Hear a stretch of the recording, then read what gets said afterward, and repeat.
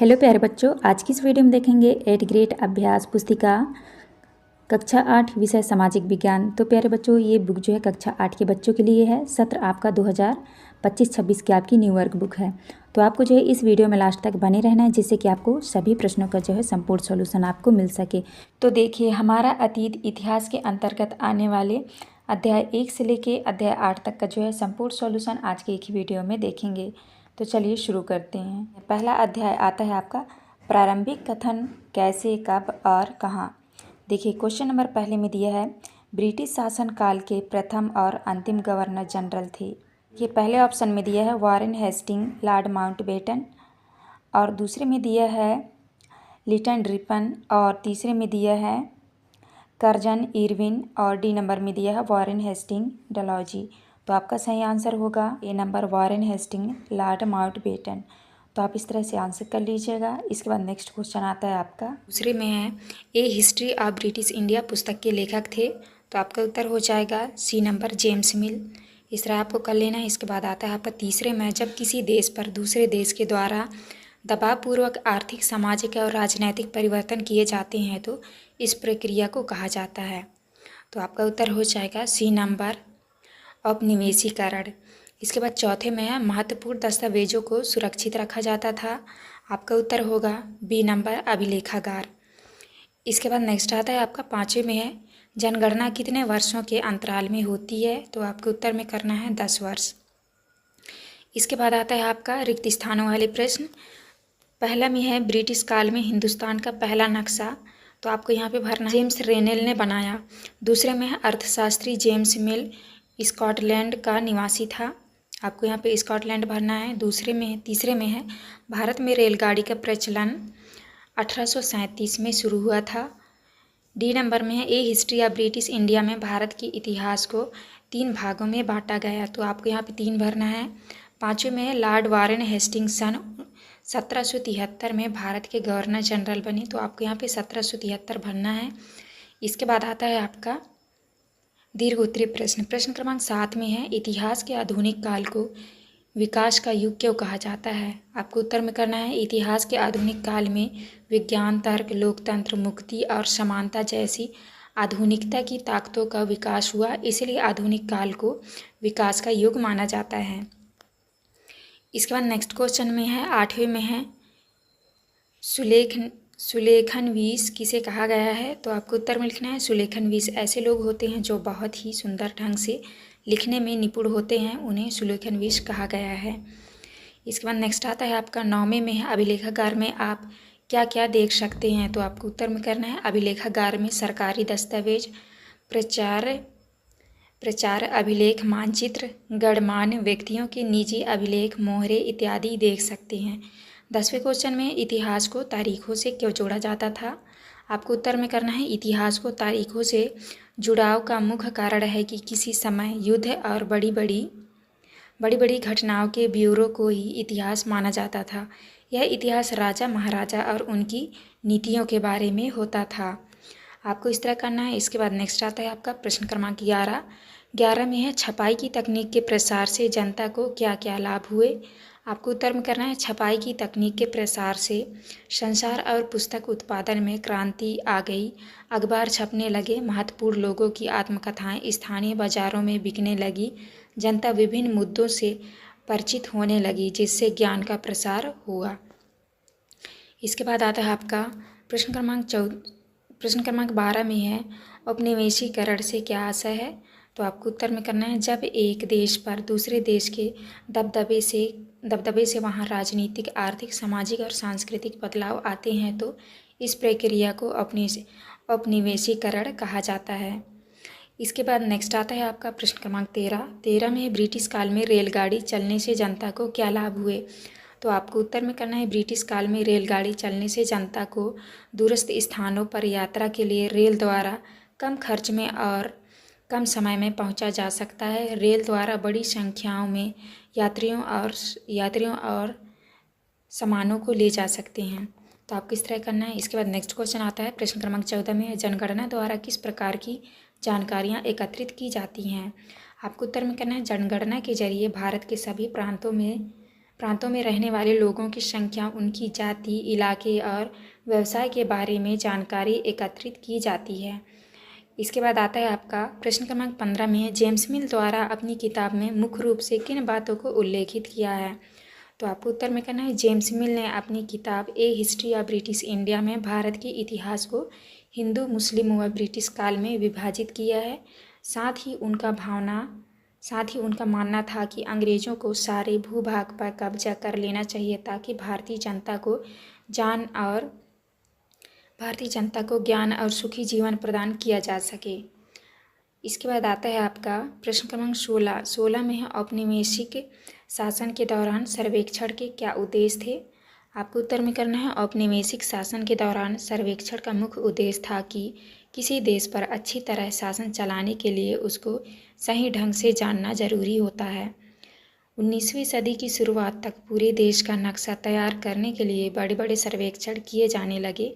सर्वेक्षणों में धरती की सतह, मिट्टी की गुणवत्ता, वहाँ मिलने वाले पेड़ पौधे और जीव जंतुओं तथा स्थानीय इतिहास व फसलों का पता लगाया जाता था।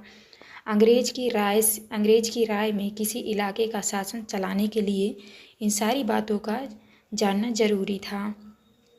तो आपको इस तरह करना है। इसका लास्ट क्वेश्चन यहाँ पे हमारी वीडियो कंप्लीट होती है। वीडियो अच्छी लगी तो प्लीज़ हमारे चैनल को लाइक एंड सब्सक्राइब करिएगा। अध्याय 2 में दिया है, व्यापार से साम्राज्य तक कंपनी की सत्ता स्थापित होती है। तो चलिए देखते हैं। पहला क्वेश्चन आता है, ईस्ट इंडिया कंपनी की शुरुआती व्यापारियों को किस नाम से जाना जाता था। आपका उत्तर हो जाएगा ए नंबर, फैक्टर से। दूसरा है, फरमान शब्द का अर्थ है, तो आपका सही उत्तर हो जाएगा ए नंबर, शाही आदेश। इसके बाद नेक्स्ट आता है आपका तीसरे में है, मालाबार तट किन वस्तुओं के व्यापार के लिए प्रसिद्ध था। तो आपका उत्तर हो जाएगा काली मिर्च, इलायची। चौथे में है, प्रारंभिक ब्रिटिश काल में प्रशासनिक इकाइयों को किस नाम से जाना जाता था। आपका उत्तर हो जाएगा प्रेसिडेंसी। इसके बाद आता है आपका नेक्स्ट क्वेश्चन, पाँचवें में है, कुशासन के आधार पर किस राज्य को ब्रिटिश साम्राज्य में मिलाया गया था। तो आपका उत्तर हो जाएगा डी नंबर, अवध। इसके बाद आते हैं आपके रिक्त स्थानों वाले प्रश्न। पहले में है, 1651 ईस्वी में हुगली नदी के किनारे, तो यहाँ पे आपको भरना है, ईस्ट इंडिया व्यापारिक कंपनी में फैक्ट्री आरंभ की गई थी। बी में आपको भरना है, ईस्ट इंडिया कंपनी को 1765 ईस्वी में, तो यहाँ पे आपको बंगाल भरना है, बंगाल प्रांत की दीवानी प्राप्त हुई। और आपको सी नंबर में भरना है मीर जाफर। डी में भरना है आपको विलय, और पाँचवीं में भरना है आपको रेगुलेटिंग। तो आप इस तरह से भर लीजिएगा। इसके बाद नेक्स्ट क्वेश्चन आता है आपका सातवें में है, किस पुर्तगाली यात्री द्वारा भारत तक पहुंचने के लिए समुद्री मार्ग का पता लगाया गया था। तो आपको उत्तर में करना है, वास्को डी गामा पुर्तगाली यात्रा द्वारा 1498 में भारत तक पहुंचने के लिए समुद्री मार्ग का पता लगाया गया था। आठवीं में है, इजाज़तनामे से क्या आशय था। तो आपको उत्तर में करना है, इजाज़तनामे का मतलब यह था कि इंग्लैंड की कोई और व्यापारिक कंपनी इजाज़तनामे में बताए गए इलाके में ईस्ट इंडिया कंपनी से होड़ नहीं कर सकती थी। इसके बाद आता है आपका नौवें में है, बक्सर के युद्ध के क्या परिणाम हुए थे। आपको उत्तर में करना है, बक्सर युद्ध के सबसे महत्वपूर्ण परिणाम भारत की सर्वोच्च शक्ति सम्राट शाह आलम, उसका नवाब वजीर व बंगाल का नवाब संयुक्त रूप से पराजित हुए। युद्ध में सम्राट के हारने से कंपनी की शक्ति और प्रभुत्व को जनता को स्वीकार करना पड़ा, जिससे भारतीय शक्तियों की प्रतिष्ठा का पतन हो गया।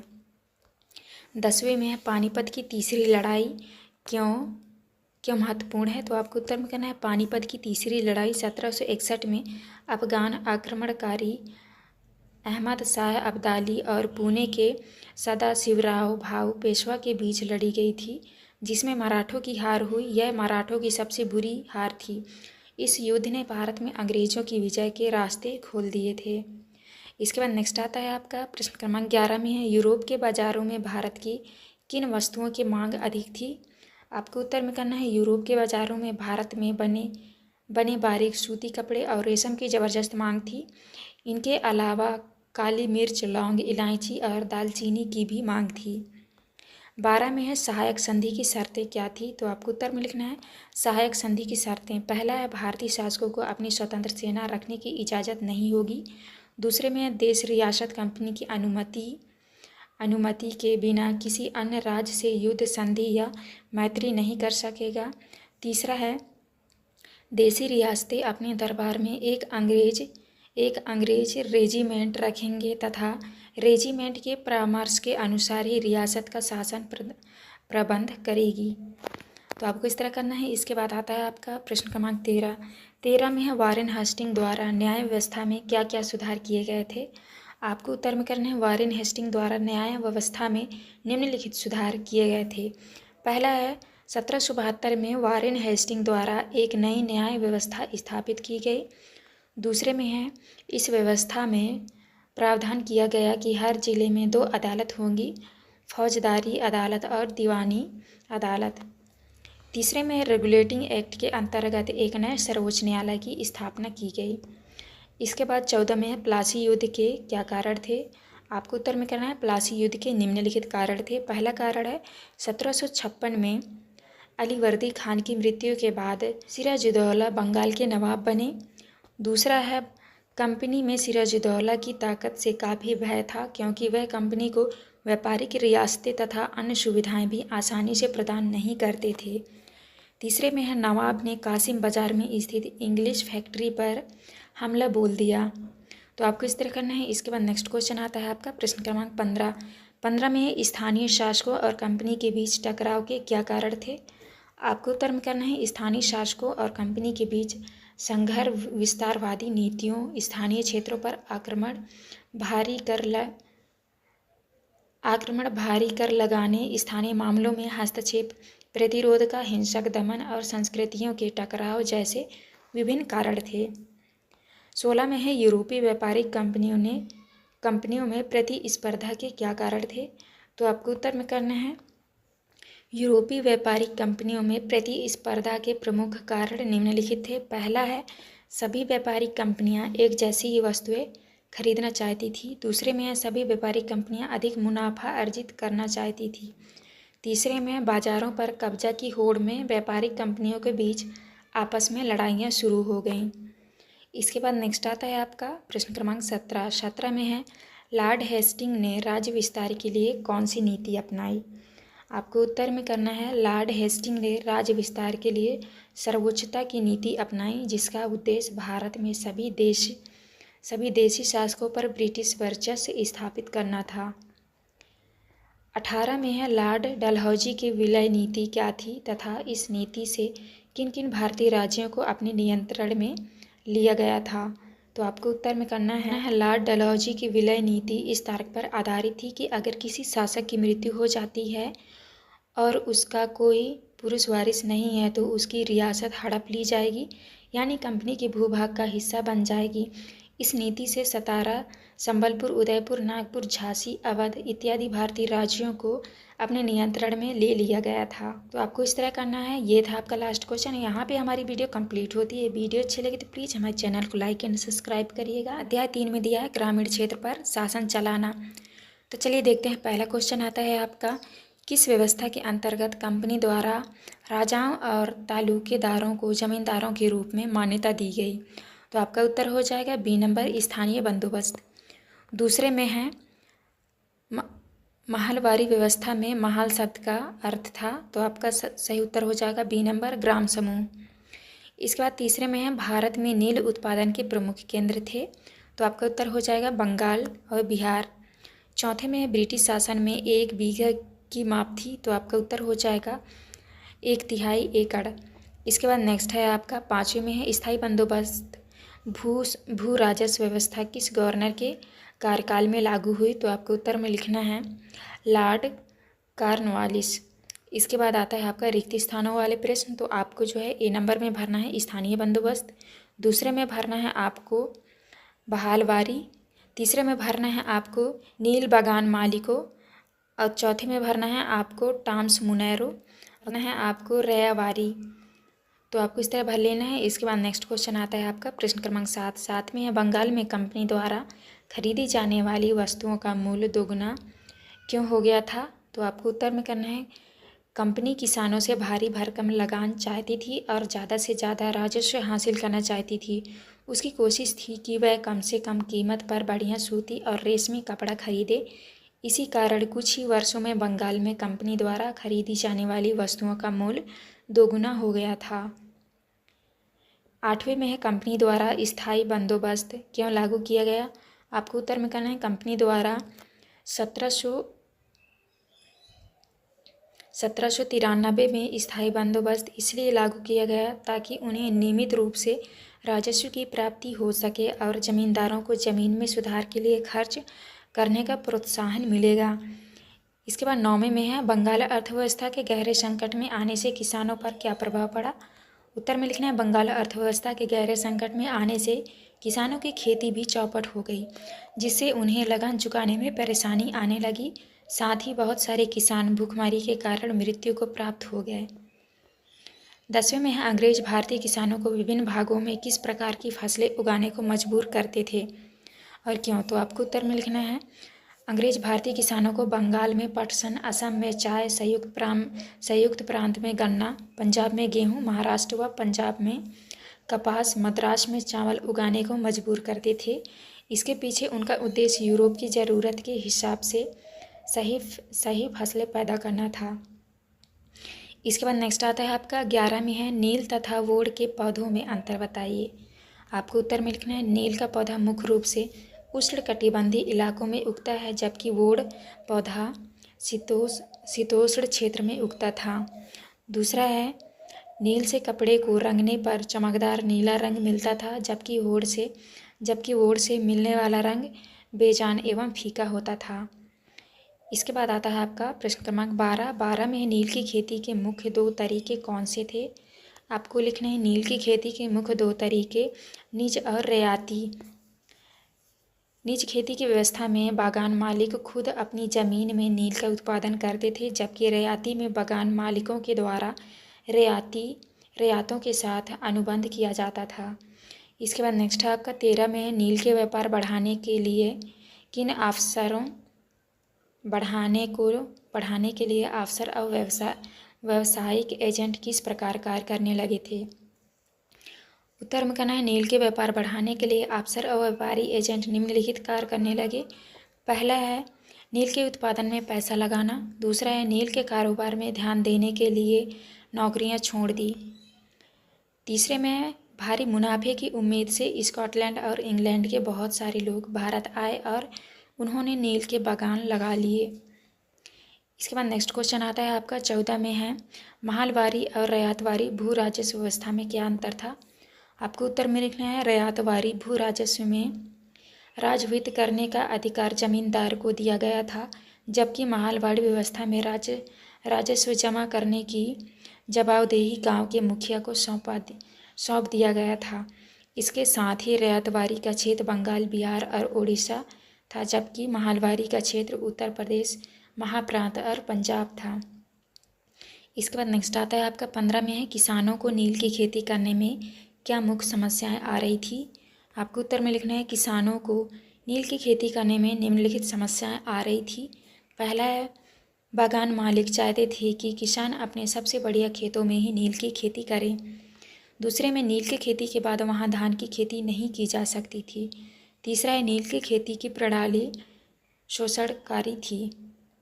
इसके बाद है 16 में है अंग्रेज़ों ने भारत में व्यावसायिक फसलें के उत्पादन के लिए जोर क्यों दिया, इसका भारतीय किसानों पर क्या प्रभाव पड़ा।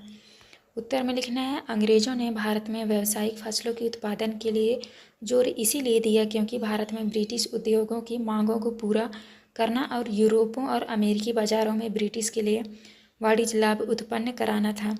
भारत में व्यावसायीकरण के दौरान खाद्यान्न के उत्पादन के तहत कुल क्षेत्र में कमी आ गई थी। इसके बाद 17 में है बंगाल के रैयतों ने नील विद्रोह कब और कैसे किया। आपको उत्तर में करना है नील विद्रोह किसानों द्वारा किया गया एक आंदोलन था। यह आंदोलन बंगाल के किसानों द्वारा सन 1859 में किया गया था। मार्च 1859 में बंगाल के हजारों किसानों ने नील की खेती से इनकार कर दिया। जैसे जैसे विद्रोह फैला, किसानों ने बागान मालिकों का लगान चुकाने से इनकार कर दिया। किसानों ने तलवार, भाले और तीर कमान लेकर नील फैक्ट्रियों पर हमला कर दिया। इसके बाद 18 में है महात्मा गांधी के चंपारण आंदोलन की शुरुआत किस बात को लेकर हुई थी? आपको उत्तर में लिखना है बिहार के चंपारण जिले में रहने वाले निर्धन भूमिहीन वंचित कृषकों से वहां के जमींदारों एवं साहूकारों के द्वारा जबरदस्ती नील की खेती करवाई जा रही थी। साथ ही जमींदारों द्वारा किसानों से मनमाने ढंग से फसल की वसूली करने के लिए विभिन्न कानून लागू किए जा रहे थे। जब महात्मा गांधी दक्षिण अफ्रीका से लौटे तो बिहार के एक किसान ने उन्हें चंपारण आकर नील किसानों की दुर्दशा को देखने का न्योता दिया। 1917 में महात्मा गांधी का यह दौरा नील बागान मालिकों के खिलाफ चंपारण आंदोलन की शुरुआत थी। तो ये था आपका लास्ट क्वेश्चन। यहाँ पे हमारी वीडियो कंप्लीट होती है। वीडियो अच्छी लगी तो प्लीज़ हमारे चैनल को लाइक एंड सब्सक्राइब करिएगा। अध्याय 4 में दिया है आदिवासी डीकू और एक स्वर्ण युग की कल्पना। पहला क्वेश्चन आता है आपका, कुछ समय के लिए बिना खेती छोड़ दी जाने वाली ज़मीन को कहा जाता है? आपका उत्तर होगा बी नंबर परती। दूसरा है सुमेलित कीजिए, तो यहाँ पहले में लिखा है बैगा, तो बैगा को जो है आपको मिलाना है मध्य भारत। इसके बाद है गोंड, गोंड का हो जाएगा उड़ीसा। लंबाडिया, लंबाडिया का हो जाएगा आंध्र प्रदेश। और गद्दी, गद्दी का हो जाएगा कुल्लू। तो इस तरह आपको मिलाना है। इसे ही उत्तर हो जाएगा बी नंबर। इसके बाद नेक्स्ट क्वेश्चन है, तीसरे में है सांग्स ऑफ दी मैकल पुस्तक के लेखक है? तो आपका सही उत्तर हो जाएगा ए नंबर वेरियर एलिविन शामराव हिवाले। चौथे में है झारिया और रानीगंज की कोयला खदानें स्थित हैं? आपका उत्तर होगा बिहार।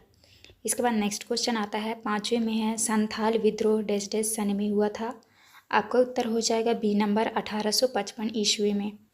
इसके बाद आते हैं आपके रिक्त स्थान वाले प्रश्न। तो यहाँ पे जैसे ए नंबर में आपको भरना है झूम खेती, बी में भरना है आपको महुआ, सी में भरना है आपको घुमंतु और डी में भरना है आपको बैगा और गोंड। इसको आप गोंड कर लीजिएगा। और ई में भरना है आपको ग्रम संगमा। इसके बाद नेक्स्ट आता है आपका सातवें में है घुमंतु किसान मुख्य रूप से कहाँ रहते थे? आपको उत्तर में लिखना है घुमंतु किसान मुख्य रूप से पूर्वोत्तर और मध्य भारत की पर्वतीय व जंगली पट्टियों में ही रहते थे। आठवें में है आदिवासी समूह अपना जीवन यापन किस प्रकार करते थे? आपको उत्तर में लिखना है आदिवासी समूह अपना जीवन यापन झूम खेती, शिकार व उत्पादों की इकट्ठा करके एक कुछ जानवरों जैसे गाय, भैंस, बकरियां पालकर करते थे। इसके बाद नेक्स्ट आता है आपका नौवें में है वर्ली विद्रोह कब और कहाँ हुआ था? आपको उत्तर में लिखना है वर्ली विद्रोह सन 1940 में महाराष्ट्र में हुआ था। 10 में है झूम खेती की विशेषताएं लिखिए। तो आपका पहला विशेषता है झूम खेती जंगलों के छोटे भूखंडों पर की जाती थी। दूसरा है झूम खेती में जब फसल पक जाती है तो उसे काटकर दूसरी जगह खेती की जाती है। तीसरे में झूम खेती में घास फूस को जलाकर राख में फसलों के बीज को बिखेर कर बो दिया जाता है। इस तरह करना है। इसके बाद नेक्स्ट आता है आपका 11 में है आदिवासी महाजनों और व्यापारियों को अपनी मुसीबतों का जिम्मेदार क्यों मानते थे? तो आपको उत्तर में लिखना है आदिवासी महाजनों को ज़्यादा ब्याज दरों पर कर्ज देने के कारण व व्यापारियों के द्वारा भारी कीमतों पर चीज़ें बेचने के कारण उन्हें अपनी मुसीबतों का जिम्मेदार मानते थे। इसके बाद नेक्स्ट आता है आपका प्रश्न क्रमांक 12 में है जनजाति समूहों ने बिरसा का समर्थन क्यों किया? तो आपको उत्तर में लिखना है जनजाति समूहों ने बिरसा का समर्थन इसीलिए क्यों किया क्योंकि वे उसे अपना भगवान मानते थे। उन्हें यकीन था कि वह उनकी समस्याएं दूर करने आया है। बिरसा ने जनजाति समूह की दशा और दिशा में बदलाव लाने के लिए महत्वपूर्ण कार्य किया। इसके बाद नेक्स्ट आता है आपका प्रश्न क्रमांक 13 में है वन कानूनों का आदिवासी समूहों के जीवन पर क्या प्रभाव पड़ा? तो आपको लिखना है वन कानूनों का आदिवासी समूहों के जीवन पर निम्नलिखित प्रभाव पड़े। पहला है वन कानूनों के लागू होने से झूम काश्तकारों को जीवन यापन की समस्या होने लगी। दूसरा है वन कानून लागू होने से आदिवासी समूहों का जीवन संकट में आ गया। तीसरा है आदिवासी समूहों को मजबूरन रोजगार की तलाश में दूसरे इलाकों में जाना पड़ा। इसके बाद नेक्स्ट आता है आपका प्रश्न क्रमांक 14 में है झूम काश्तकारों को स्थायी रूप से बसाने में अंग्रेज क्यों असफल रहे? आपको उत्तर में लिखना है झूम काश्तकारों को बसाने में अंग्रेज इसलिए असफल रहे क्योंकि झूम काश्तकारों को परंपरागत कृषि की अपेक्षा स्थायी कृषि में अक्सर नुकसान ही हुआ क्योंकि उनके खेत अच्छी उपज नहीं दे पाते थे। 15 में है बिरसा आंदोलन से आदिवासी समाज में क्या सुधार हुए। आपको उत्तर में लिखना है बिरसा आंदोलन से आदिवासी समाज में निम्नलिखित सुधार हुए। पहला है बिरसा ने शराब व जादू टोने पर विश्वास करने का विरोध किया। दूसरा है गांव की व अपने आसपास की सफाई पर बल दिया। तीसरा है बिरसा ने अन्याय का विरोध कर आदिवासियों को आत्मनिर्भर बनाने में सक्षम बनाया। इसके बाद आता है आपके 16 में बिरसा आंदोलन के महत्वपूर्ण परिणाम क्या हुए। आपको लिखना है पहला परिणाम है बिरसा आंदोलन ने औपनिवेशिक सरकार को ऐसे कानून लागू करने के लिए मजबूर किया जिनके जरिए दीकू लोग आदिवासियों के ज़मीन पर आसानी से कब्जा ना कर सके। दूसरा है बिरसा आंदोलन ने यह बता दिया कि आदिवासी अन्याय का विरोध करने में सक्षम है। तीसरा है इस आंदोलन से प्रशासनिक सुविधाओं को और भी बेहतर बनाया गया। तो आपको इस तरह करना है। इसके बाद आता है आपका प्रश्न क्रमांक 17। प्रश्न क्रमांक 17 में है दिए गए रेखा मानचित्र में निवास क्षेत्र के आधार पर निम्नलिखित आदिवासी समुदायों को चिन्हित कीजिए। तो यहाँ पे आपको इस तरह लिख लेना है, जैसे यहाँ पे लिखा है भील, बैगा, गोंड, संथाल, मुंडा, खासी। जैसे इस मानचित्र में आपको इस तरह से लिख लेना है। ये था आपका लास्ट क्वेश्चन। यहाँ पे हमारी वीडियो कंप्लीट होती है। वीडियो अच्छी लगी तो प्लीज़ हमारे चैनल को लाइक एंड सब्सक्राइब करिएगा। अध्याय 5 में है जब जनता बगावत करती है 1857 और उसके बाद। पहला क्वेश्चन आता है सिपाही से सूबेदार तक पुस्तक के लेखक थे। तो आपका उत्तर हो जाएगा सीताराम पांडे। दूसरा है अवंतीबाई लोधी का संबंध किस क्षेत्र से था। आपका उत्तर हो जाएगा बी नंबर राजगढ़। नेक्स्ट आता है आपका तीसरा में तात्या टोपे किस राज्य के सेनापति थे। आपको उत्तर में करना है कानपुर। चौथे में है खुर्दा राज्य स्थित था। आपका उत्तर हो जाएगा उड़ीसा के दक्षिण पूर्व में। इसके बाद नेक्स्ट है पाँचवें में कंपनी के भारतीय सैनिक समुद्र पार क्यों नहीं जाना चाहते थे। आपको उत्तर में लिखना है सामाजिक कारण से। इसके बाद आते हैं आपके रिक्त स्थानों वाले प्रश्न। तो आपको पहले में लिखा है जैसे ईस्ट इंडिया कंपनी का शासन 1858 के अधिकतम अधिनियम द्वारा ब्रिटिश साम्राज्य को सौंप दिया था। दूसरा है सन 1858 के कानून द्वारा ब्रिटिश मंत्रिमंडल के एक सदस्य को भारत मंत्री के रूप में नियुक्त किया गया। तीसरे में है मुगल बादशाह बहादुर शाह जफर को ब्रिटिश कंपनी ने रंगून स्थान पर निर्वासित कर दिया था। तो आपको यहाँ पे रंगून भरना है। डी में है 1858 ईस्वी के एक्ट कानून द्वारा गवर्नर जनरल को वायसराय का ओहदा दिया गया। तो आपको वायसराय लिखना है। ई नंबर में है झांसी में 1857 के विद्रोह का नेतृत्व रानी लक्ष्मीबाई ने किया था। तो आपको इस तरह भर लेना है। इसके बाद आता है प्रश्न क्रमांक 7 में है मंगल पांडे को फांसी की सज़ा कब और किस आरोप में दी गई थी। आपको उत्तर में लिखना है 8 अप्रैल 1857 को युवा सिपाही मंगल पांडे को बैरकपुर में अपने अफसरों पर हमला करने के आरोप में फांसी दी गई थी। 8वां क्वेश्चन है अंग्रेजों द्वारा किए गए सुधारों का भारतीयों पर क्या प्रभाव पड़ा। आपको उत्तर में लिखना है अंग्रेजों को लगता था कि भारतीय समाज को सुधारना जरूरी है। इस संबंध में उन्होंने निम्नलिखित परिवर्तन की है। पहला है सती प्रथा को रोकने और विधवा विवाह को बढ़ावा देने के लिए कानून बनाए गए। दूसरा है अंग्रेजी भाषा की शिक्षा को जमकर प्रोत्साहन दिया गया। इसके बाद नेक्स्ट आता है आपका 9वां में है अवध रियासत को कब और क्या आरोप लगाकर ब्रिटिश शासन में शामिल किया गया था। आपको उत्तर में लिखना है अवध रियासत को 1856 में कुशासन के आरोप लगाकर ब्रिटिश शासन में शामिल किया गया था। अवध की रियासत अंग्रेज़ों के कब्जे में जाने वाली आखिरी रियासतों में से थी। 10वें में है इंडिया काउंसिल किसे कहा गया है। आपको उत्तर में लिखना है ब्रिटिश मंत्रिमंडल में एक सदस्य को भारत मंत्री के रूप में नियुक्त किया गया। उसे सलाह देने के लिए एक परिषद का गठन किया गया जिसे इंडिया काउंसिल कहा जाता था। तो आपको इस तरह कर लेना है। इसके बाद नेक्स्ट आता है आपका प्रश्न क्रमांक 11 में है उत्तर भारत में 1857 के विद्रोह के मुख्य केंद्र कौन कौन से थे। आपको उत्तर में करना है उत्तर भारत में 1857 के विद्रोह के केंद्र दिल्ली, मेरठ, बरेली, लखनऊ, कानपुर, फैजाबाद और झांसी था। इसके बाद 12 में है किन कारणों से किसान सन 1857 के विद्रोह में शामिल हुए। आपको उत्तर में लिखना है गाँवों में किसान और जमींदार भारी भरकम लगान और कर वसूली के सख्त तौर तरीके से परेशान थे। बहुत सारे लोग महाजनों से लिया कर्ज नहीं लौटा पा रहे थे। अंग्रेज़ों द्वारा अफ़ीम, चाय, कॉफ़ी, चीनी, जूट और नील की खेती करने के लिए किसानों को मजबूर किया जा रहा था। इसलिए किसान 1857 के विद्रोह में शामिल हुए थे। इसके बाद आता है आपका प्रश्न क्रमांक 13 में है 1824 में कंपनी के सैनिकों ने वर्मा जाने से क्यों मना किया।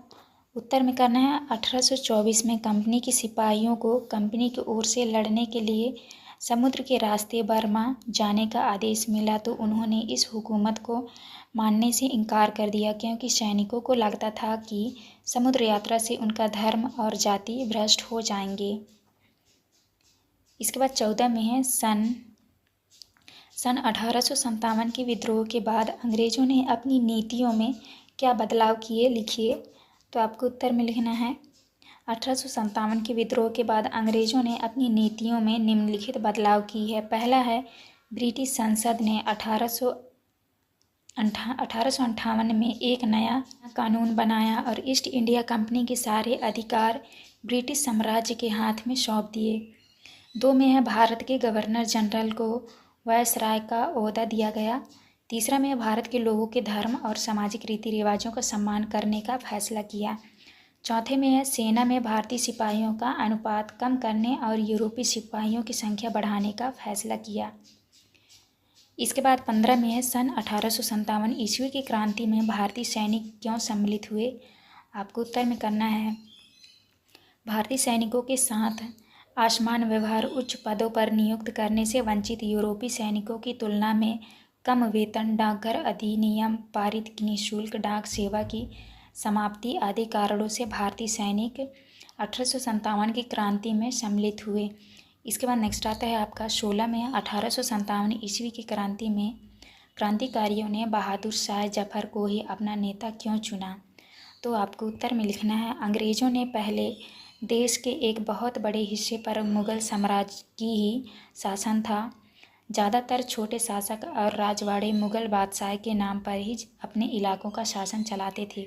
इसलिए 1857 ईस्वी की क्रांति में क्रांतिकारियों ने बहादुर शाह जफर को ही अपना नेता चुना था।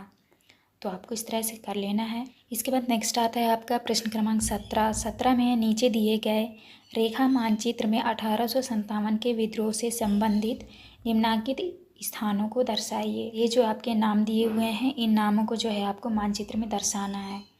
तो आप अच्छे से देख लीजिए, इस तरह से आपको दर्शा लेना है। तो आपके सारे नाम लिखे हुए इस मानचित्र में, आप इस तरह से लिख लीजिएगा। ये था आपका लास्ट क्वेश्चन। यहाँ पे हमारी वीडियो कंप्लीट होती है। अध्याय 6 में दिया है देशी जनता को सभ्य बनाना, राष्ट्र को शिक्षित करना। पहला क्वेश्चन आता है आपका, एशियाटिक सोसाइटी ऑफ बंगाल का गठन किया था। तो आपका उत्तर हो जाएगा विलियम जोन्स।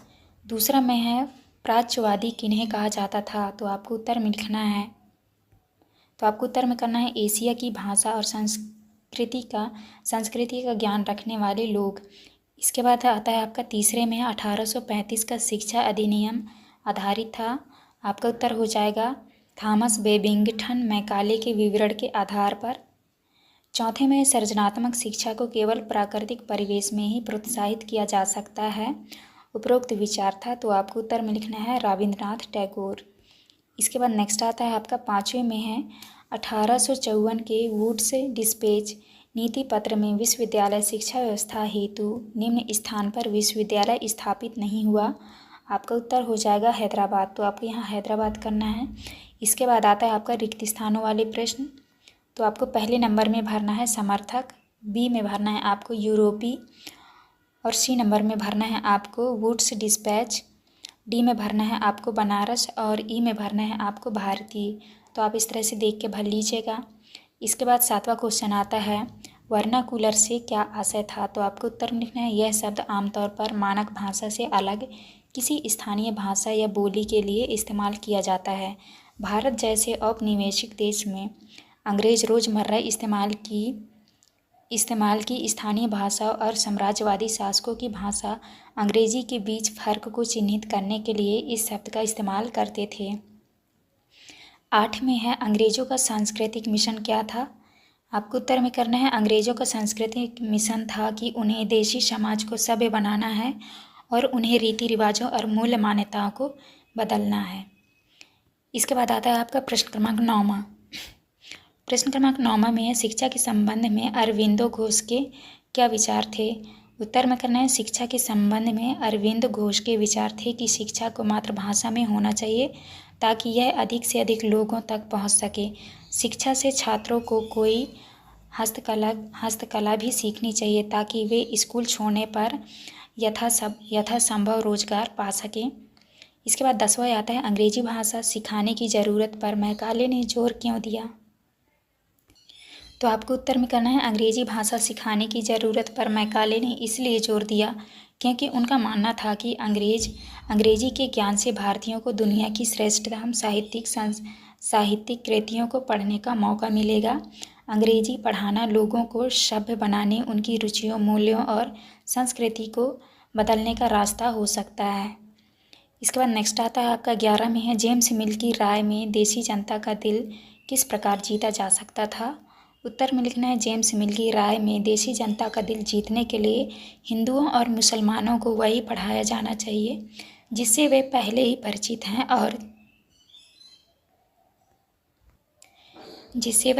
परिचित हैं और वे उसे आदर और महत्व देते हैं। इसके बाद 12 में है चार्ल्स वुड के वुड्स डिस्पैच नीति पत्र में क्या संदेश था। आपको उत्तर में करना है चार्ल्स वुड के वुड डिस्पैच में भारत में लागू की जाने वाली शिक्षा नीति की रूपरेखा को दोहराया गया।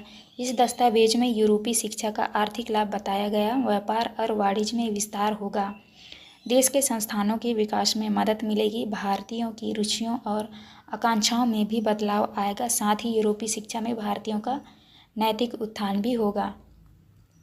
तो आपको इस तरह करना है। इसके बाद आता है आपका प्रश्न क्रमांक 13 में 1830 के दशक में एडम के अनुसार बंगाल और बिहार की पाठशालाएं कैसी थी, संक्षेप में लिखिए।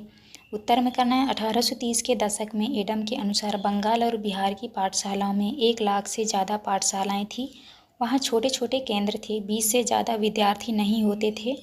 पाठशालाओं में पढ़ने वाले बच्चों की कुल संख्या 20 लाख से भी ज़्यादा थी। पाठशालाएं संपन्न लोगों या स्थानीय समुदाय द्वारा चलाई जा रही थी।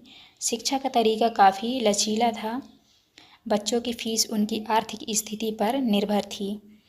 इसके बाद आता है आपका 14 में सन 1854 के बाद कंपनी ने देशी शिक्षा व्यवस्था में सुधार हेतु क्या कदम उठाए। आपको उत्तर में लिखना है 1854 के बाद कंपनी में देशी शिक्षा व्यवस्था में सुधार हेतु निम्नलिखित कदम उठाए। पहला है कंपनी ने बहुत सारे पंडितों को नौकरी पर रख लिया। दूसरे में है प्रत्येक पंडित को 4 से 5 स्कूलों की देखरेख का जिम्मा सौंपा गया। तीसरे में है अध्यापन कार्य पाठ्य पुस्तकों पर आधारित किया गया। चौथा में है विद्यार्थियों की प्रगति मापने के लिए वार्षिक परीक्षाओं की रूपरेखा तैयार की जाने लगी।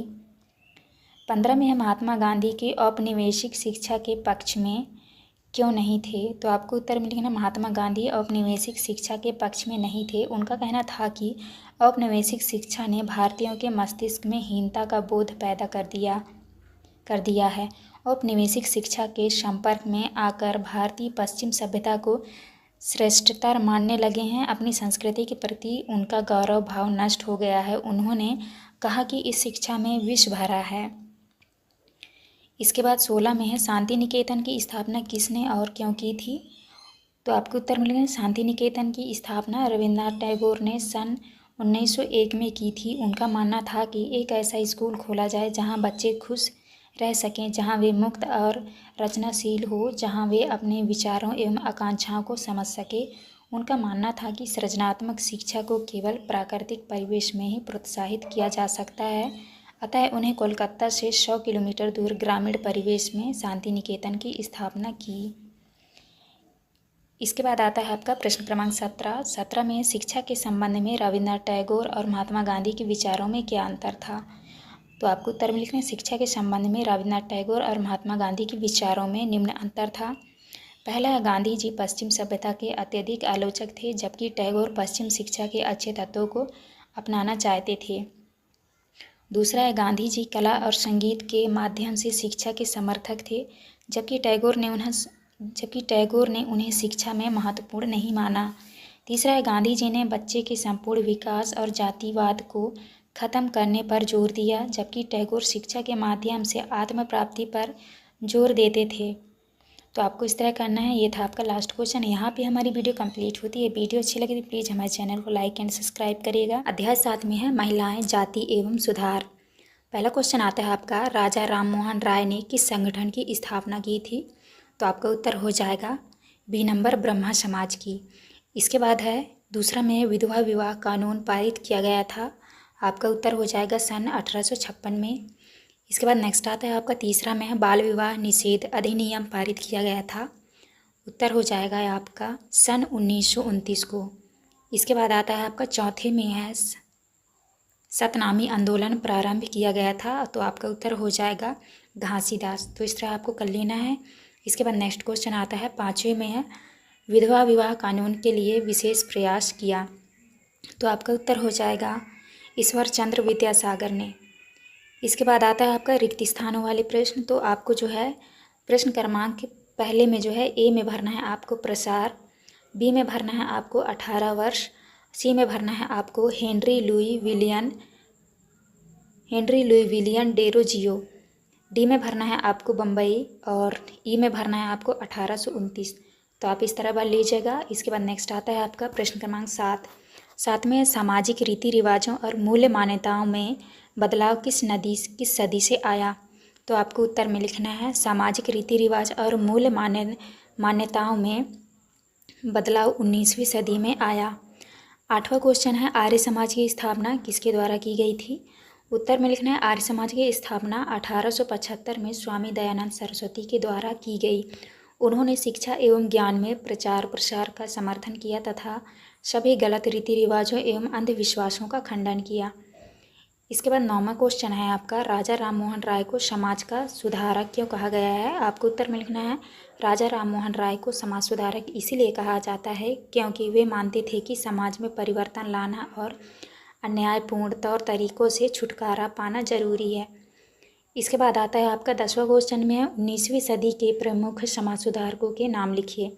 तो आपको उत्तर में लिखना है प्रमुख समाज सुधारकों के नाम राजा राममोहन राय, स्वामी दयानंद सरस्वती, ईश्वर चंद्र विद्यासागर और ज्योतिबा फूले, महादेव गोविंद रानड़े आदि हैं। इसके बाद 11 में है प्रार्थना समाज के प्रमुख कार्य क्या थे? तो आपको उत्तर में लिखना है 1867 में मुंबई में स्थापित प्रार्थना समाज ने जाति बंधनों को खत्म करने और बाल विवाह के उन्मूलन के लिए प्रयास किया। प्रार्थना समाज ने महिलाओं की शिक्षा को प्रोत्साहित किया और विधवा विवाह पर लगी पाबंदी के खिलाफ आवाज़ उठाई। उसकी धार्मिक बैठकों में हिंदू, बौद्ध और ईसाई ग्रंथों पर विचार विमर्श किया जाता था। इसके बाद नेक्स्ट आता है आपका प्रश्न क्रमांक 12 में है महिला शिक्षा को बढ़ावा देने में किन महिलाओं का महत्वपूर्ण योगदान रहा है? उत्तर में करना है महिला शिक्षा को बढ़ावा देने में मुमताज़ अली, पंडित रमाबाई बेगम, रुकैया सखावत आदि महिलाओं का महत्वपूर्ण योगदान रहा। इसके बाद आता है आपका प्रश्न क्रमांक 13 में है 19वीं सदी के मध्य में जब लड़कियों के लिए स्कूल खुले तो लोगों के मन में क्या डर था? उत्तर में लिखना है 19वीं सदी के मध्य में जब लड़कियों के लिए स्कूल खुले तो लोगों के मन में डर था कि स्कूल वाले लड़कियों को घर से निकाल ले जाएंगे और उन्हें घरेलू कामकाज नहीं करने देंगे। स्कूल जाने के लिए लड़कियों को सार्वजनिक स्थलों से गुजरकर जाना पड़ता था। बहुत सारे लोगों को लगता था कि इससे लड़कियां बिगड़ जाएंगी। उनकी मान्यता थी कि लड़कियों को सार्वजनिक स्थलों से दूर रखना चाहिए। इसके बाद आता है आपका प्रश्न क्रमांक 14। प्रश्न क्रमांक 14 में है बाल विवाह निषेध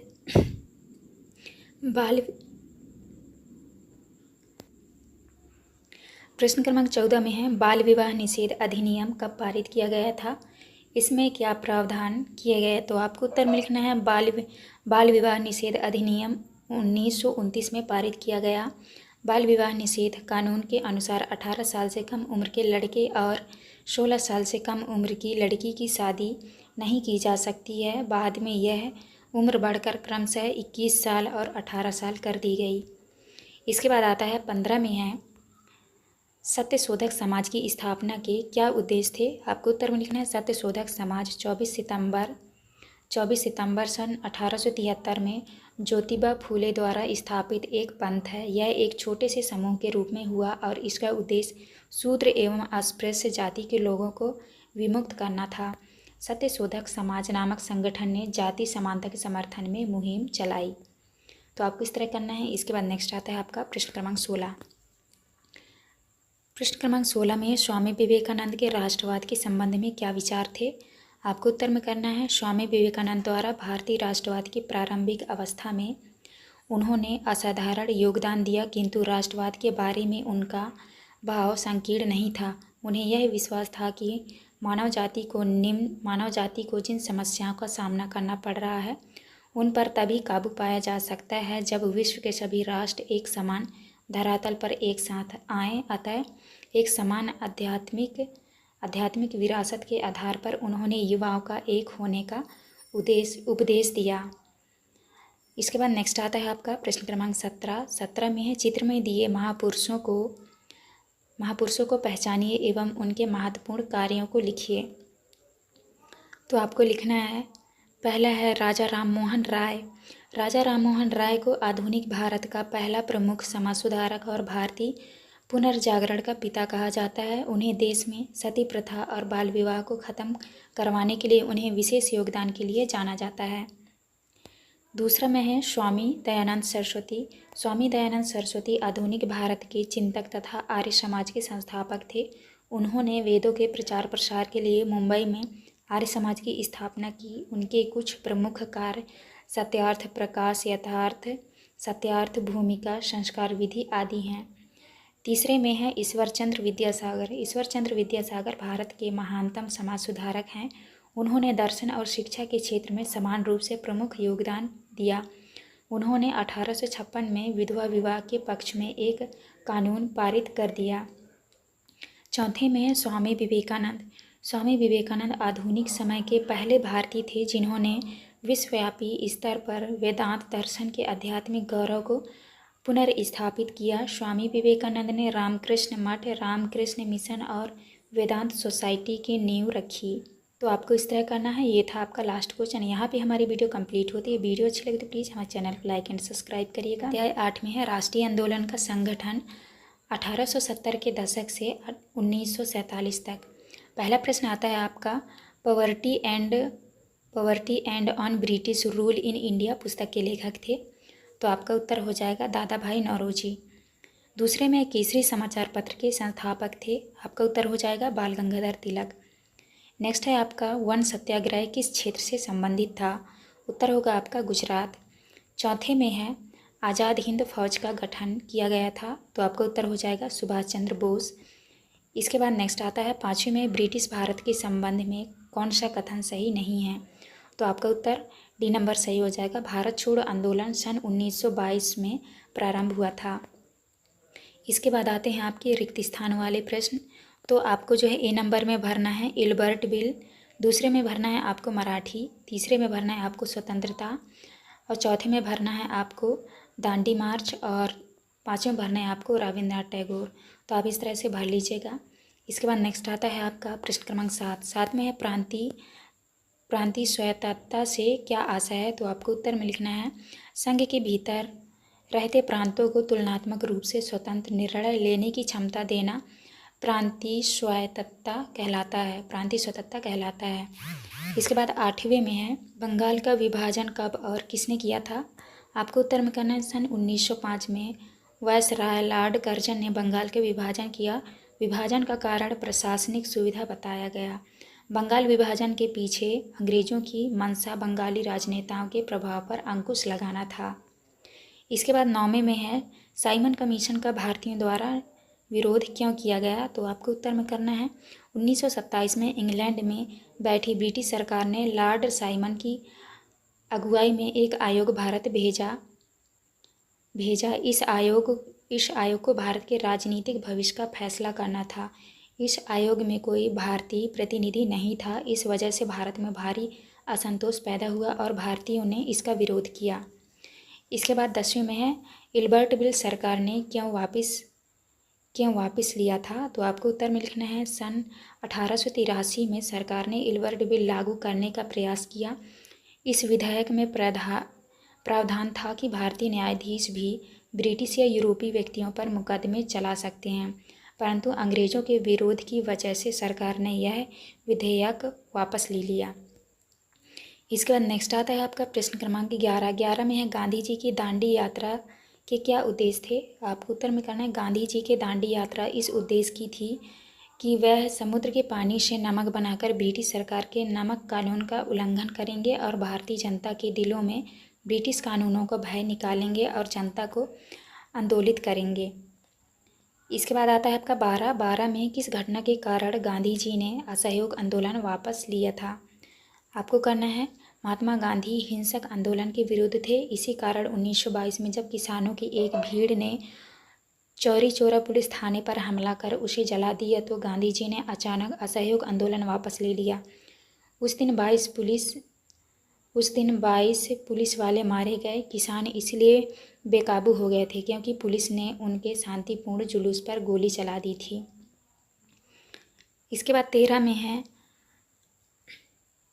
रॉलेट कानून का भारतीयों ने क्यों विरोध किया। आपको उत्तर में लिखना है यह कानून अभिव्यक्ति की स्वतंत्रता जैसे मूलभूत अधिकारों पर अंकुश लगाने और पुलिस को और ज़्यादा अधिकार देने के लिए लागू किया गया था। भारतीयों का मानना था कि सरकार के पास लोगों की बुनियादी स्वतंत्रताओं पर अंकुश लगाने का कोई अधिकार नहीं है, इसलिए भारतीयों ने रॉलेट कानून का विरोध किया। इसके बाद नेक्स्ट आता है आपका प्रश्न क्रमांक 14 में है असहयोग आंदोलन में लोगों द्वारा किन वस्तुओं एवं कार्यों का बहिष्कार किया गया। तो आपको उत्तर में लिखना है असहयोग आंदोलन में लोगों द्वारा विदेशी कपड़े की होली जलाई गई, साथ ही उन्होंने अंग्रेजों द्वारा प्रदान की गई उपाधियों व विधान मंडलों का बहिष्कार किया। हजारों विद्यार्थियों ने सरकारी स्कूल कॉलेज छोड़ दिए। मोतीलाल नेहरू, सी आर दास, सी रामगोपालाचारी और आसफ अली जैसे बहुत से वकीलों ने वकालत छोड़ दी। इसके बाद नेक्स्ट आता है आपका प्रश्न क्रमांक 15 में बंगाल विभाजन क्यों किया गया एवं इसके क्या परिणाम हुए। तो आपको उत्तर में करना है बंगाल विभाजन का मुख्य उद्देश्य बंगाली राजनेताओं के प्रभाव पर अंकुश लगाना व बंगाल की जनता को बांटना था। इसके कारण लोगों में गुस्से की लहर फैल गई जिसने स्वदेशी आंदोलन का रूप ले लिया। विशाल जनसभाओं का आयोजन किया गया, जुलूस निकाले गए। बंगाल विभाजन करने का अंग्रेज़ों का उद्देश्य था कि इससे प्रशासनिक सुविधा होगी। इसके बाद आता है आपका प्रश्न क्रमांक 16 में कैबिनेट मिशन की असफलता के क्या कारण थे। आपको उत्तर में करना है कैबिनेट मिशन एक महान योजना थी जिसका उद्देश्य भारत की संविधान सभा बनाना और विभाजन को टालना था। भारतीय राष्ट्रीय कांग्रेस और मुस्लिम लीग के बीच मतभेद के कारण कैबिनेट मिशन असफल रहा था। इसके बाद आता है आपका प्रश्न क्रमांक 17। प्रश्न क्रमांक 17 में दिए गए चित्रों को पहचान कर किन्हीं दो महापुरुषों के भारतीय राष्ट्रीय आंदोलन में योगदान का वर्णन कीजिए। तो आपको लिखना है पहला है सुभाष चंद्र बोस। जनवरी 1941 में सुभाष चंद्र बोस बिना किसी को बताए कलकत्ता छोड़ दिया और जर्मनी के रास्ते होते हुए सिंगापुर पहुंच गए। भारत को अंग्रेज़ों के नियंत्रण से मुक्त कराने के लिए उन्होंने वहां आज़ाद हिंद फौज का गठन किया। राष्ट्रभक्ति एवं स्वतंत्रता का संदेश जनगण मन तक पहुंचाने के लिए बर्लिन में फ्री इंडिया सेंटर की स्थापना और आज़ाद हिंद रेडियो की शुरुआत कर स्वतंत्रता आंदोलन को आगे बढ़ाया। इसके बाद दूसरे में है भगत सिंह ने 1926 में नौजवान भारत सभा की स्थापना की। इस संगठन का उद्देश्य कामगारों और श्रमिकों को प्रेरित करके ब्रिटिश प्रशासन के खिलाफ अपनी पीड़ा व्यक्त करना था। भगत सिंह ने एसोसिएशन के सचिव के रूप में कार्य किया। उन्होंने 1928 में सुखदेव, चंद्रशेखर आज़ाद और अन्य लोगों ने हिंदुस्तान सोशलिस्ट पब्लिकेशन एसोसिएशन की स्थापना की। अपने साथी राष्ट्रवादी बीके दत्त के साथ भगत सिंह ने 8 अप्रैल 1929 को केंद्रीय विद्वान परिषद में बम फेंका था। भगत सिंह, सुखदेव और राजगुरु को 23 मार्च 1931 को फांसी पर चढ़ा दिया गया। उस समय भगत सिंह की आयु सिर्फ 23 साल की थी। तो आपको इस तरह से करना है। ये था आपका लास्ट क्वेश्चन। यहाँ पे हमारी वीडियो कंप्लीट होती है। वीडियो अच्छी लगी तो प्लीज़ हमारे चैनल को लाइक एंड सब्सक्राइब करिएगा। मिलते हैं अब नेक्स्ट वीडियो।